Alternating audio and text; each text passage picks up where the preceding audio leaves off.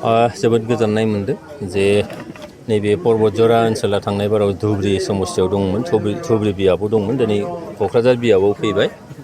दा बेखायनो आङो दिनैहाय जोंनि इलेक्सन स्टियारिं कमिटि बेखौ सिमफायनायजों लोगोसे बिथांमोनहा बरायनाय हाबाफारि लादों आरो साबायखर बावनाय हाबाफारि। दा बे हाबाफारियाव फैनानै जिहेथु गोदान मोनसे पार्ट क'क्राझार बियाबाव हाबफाबाय, बिथांमोननियाव गोबां मावनांगौ हाबाफारिफोर थागोन। दा बेखौ इयुननि समाव बिथांमोनजों सावरायनानै निस्सय मावनो थाखाय थियारि आं जादों। थिसननाय होनोबा पर्बतजराल' नङा, जोंहा बेयाव मोनथाम जिल्ला दङ, क'क्राझार, बेनिफ्राय चिरां आरो बाक्सा।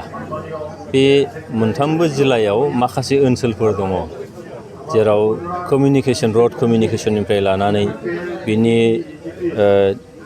लामा दालां थाखाबायानोसै, बिनि उनाव मा होनो दैजों खुरखाजानाय माखासे मिथिंगायारि जिखिनि उसुबिदाफोर दङ बेबो दङ, आरो जुनाद आरो मानसिनि मोनसे दावहा बेबो दङ। दा बियो पर्बतजराल' नङा, चिरां जिल्लानि सा ओनसोलाव बे जाफ्लेबाय थादों। लोंग्रा दैनि अभाबा दङ निस्सय। सोलोंथाइनि थाखाय माखासे जायगायाव सोलोंथाइनि फसंथानफोर सरकारि खालामनाय जायाखै, बे मोनसे जेंनायाबो दङ। बेखायनो बे जेंनाफोरखौ बबेखौ सिगांग्रो खालामनानै मावग्रोनो हायो, बिनि थाखाय निस्सय नाजानाय जागोन। बिटिआर सरकार दङ, सरकारा बेखौ रायजोफ्रा जेरै बुंदों बा जेरैहाय मिडियानि गेजेरजों नुदों, थारैनो बिदि नंजोबद्राया। बेयाव राजनिति हाबदों। बे राजनितिखौ जोङो गोजानाव थालायनांगोन। जेंनाया मा?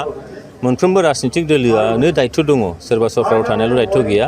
बेखायनो क'क्राझार रायजो राजाफ्रा जाहाथे गुबुन मोनसे खस्थ'आव गोग्लैनाङा, बिनि थाखाय सरकारा निस्सय बेब'स्था खालामगोन आरो बिनि थाखाय खामानि मावबाय थानाय जागोन। रायजो राजाफोरखौ खावलायनाया बेनो जे जोङो एसे धैर्य मोनसे थानांगोन, निस्सय धैर्यनि गेजेरजों, आरो सावरायलायनानै बबेया माबायदि मावग्रोजायो बेखौ निस्सय नायनांगोन। बिनि गेजेराव माखासेखौ आं नायनानै दोनदों, जेरै दै खुरखानाय मोनसे बिराद गिदिर जेंना, बे मोनसे। गुबुन मोनसेया जाहैबाय जोंनि बिटिआर ओनसोलजों जिथु जोंहा ट्रेन लाइन खारो, जोंहा गुसाइगावनिफ्राय लानानै बासुगावसिम थांनाय कभिडनि सिगां माखासे पेसेन्जार ट्रेनफ्रा लाखियोमोन, दा लाखिला होननानै बुंदों। दा बेखौ दिनै सालु खालामफिननांगोन निस्सय, बिनि थाखाय मोनसे खामानि मावनांगोन।